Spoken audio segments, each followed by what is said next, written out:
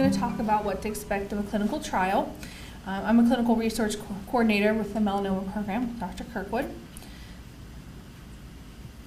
So the first thing I'm going to talk about are the common misconceptions regarding clinical trial participation.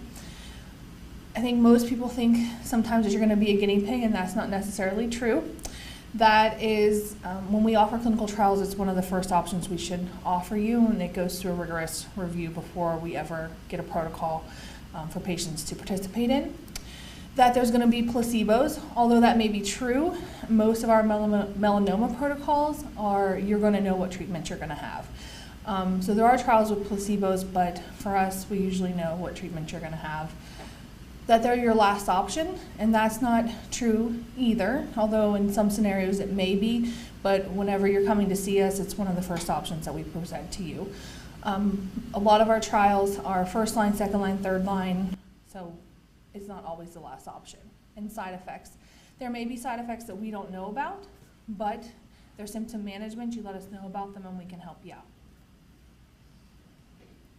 Benefits of a clinical trial participation is that you can have access to new drugs, possibly years before they're commercially available.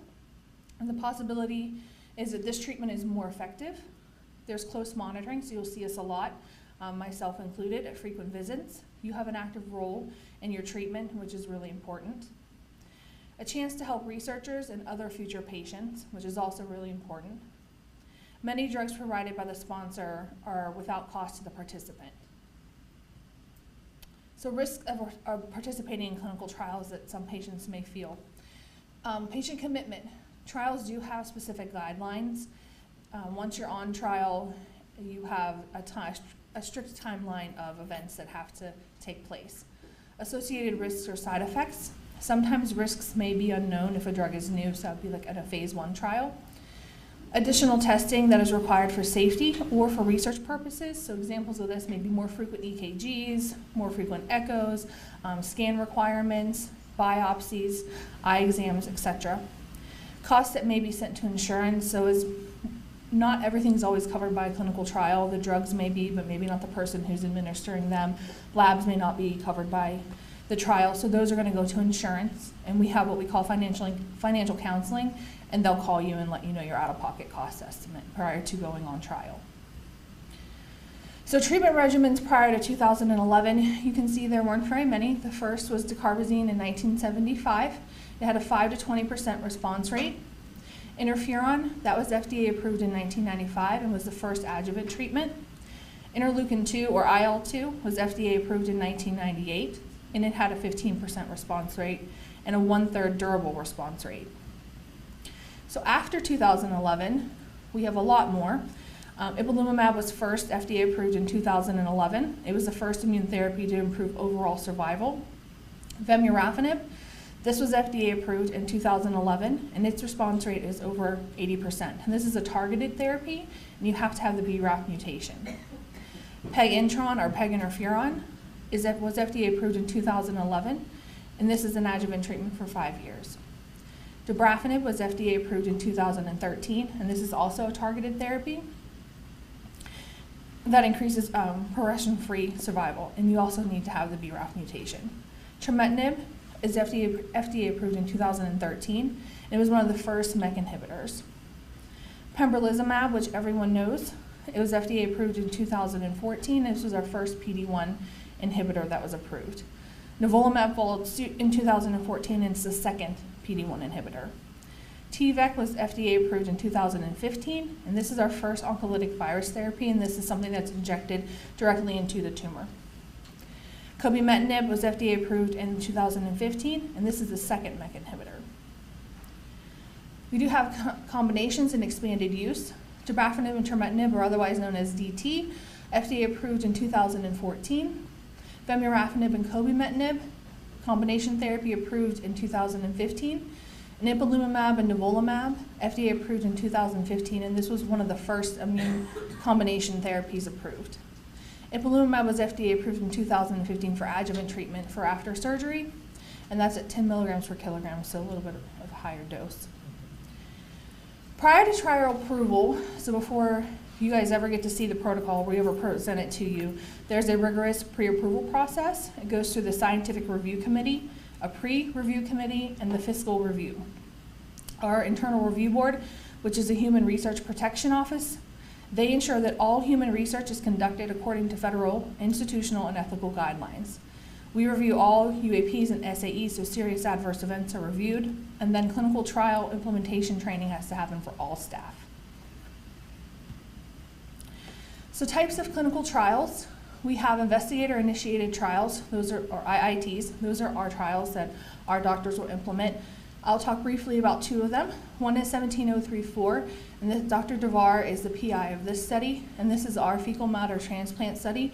I won't talk too much about it because I think he's presenting it later on in the show here, so I'm just going to talk briefly about it. Our goal is to transplant fecal matter from patients who have responded to PD-1 into patients who have not responded to PD-1.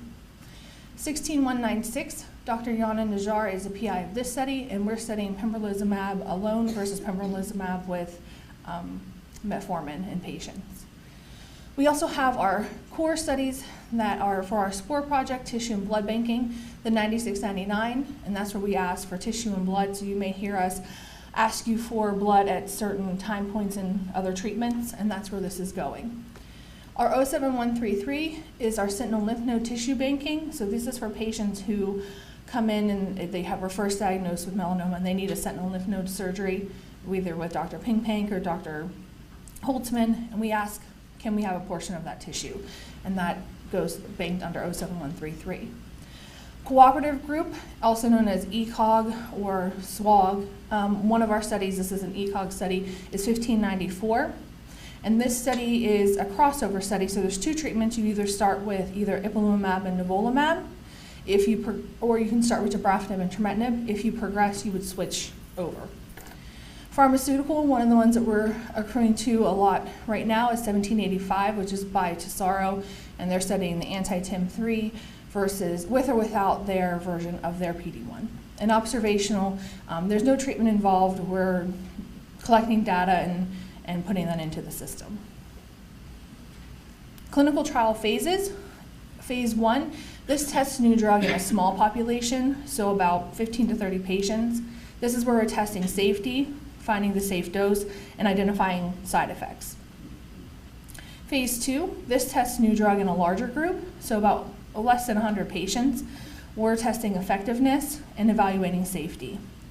Phase 3, this is testing the new drug in a large population, so 100 to thousands of patients. And this is where we're confirming effectiveness, comparing it to standard of care, and readying it for approval. Phase 4, studies the drug after approval. And this is where you gather information for long-term use and effect. Informed consent process. This is where you may see me come in after the doctors talk to you about your options and you want to do clinical trial. The informed consent process happens. So we're going to discuss treatment, the side effects, risks and benefits, the logistics of the study, the schema, so you know how often you have to be here, your time commitments, the eligibility criteria, what needs to happen to get on trial. Not everybody is eligible for trial. There are specific guidelines that you have to meet. Why the study is being conducted, what's expected of you, the financial responsibility, so that financial counseling, and that means what's billed to study and what's billed to insurance, so you have an out-of-pocket cost estimate, and that's part of informed consent. And the fact that you can withdraw consent. So you can sign consent at any time, you can withdraw consent at any time. There's no backlash to you, doesn't hurt your relationship with UPMC or your doctor, and that you know that clinical trials are voluntary. The screening process, so this starts at the signing of consent. So once you sign consent, I'm your person that's going to schedule everything for you. We're going to get you on trial. And things that we need to do for eligibility are typically scans, testing, lab work, and other things that may include like EKGs, echoes, eye exam, or biopsies. Sometimes getting on clinical trial can be a little bit a lengthy process, but most of the time things are good for 21 to 28 days. We're going to review your concomitant medications, and that means all the medications that you currently take now. We're going to review your medical history, past and present. Insurance verification, again, that's that financial counseling. And then we're going to verify eligibility. And what that means is once I have collected all the information that I need, I'm doing the first check, another nurse comes in and they verify eligibility. Pharmacy does the same thing. And then once it's verified, our doctors sign off and you can start on trial. So once you're on trial, treatment begins, and all of the scheduling of the treatments and tests are done by your clinical research coordinator, which is me. And you're gonna have, we're gonna review side effects at each visit. You will report your side effects to either, you should report them to both, the doctor and your clinical research coordinator, because we're collecting that data. Scan assessments, maybe every 6 to 12 weeks, and that's depending on the study requirement. Everything's protocol specific, so we have to abide by what timelines they give us. So end of study and follow-up. Once the study is complete and the treatment is stopped, and this can be for different reasons, toxicity, progression, withdrawal of consent, and I should have added on here if you have a complete response, tumor-free. We will go on to what we call an end of treatment visit, a safety evaluation, and that usually happens within at least 3 weeks of the last study drug. And then you'll have follow-up scans per protocol requirements, and that's typically every 12 weeks for 1 year, and then maybe every 6 months for 2 to 5 years, but again, this is protocol specific. And then we'll do survival follow-up, maybe via phone, or we're monitoring when you're coming in to see the doctors.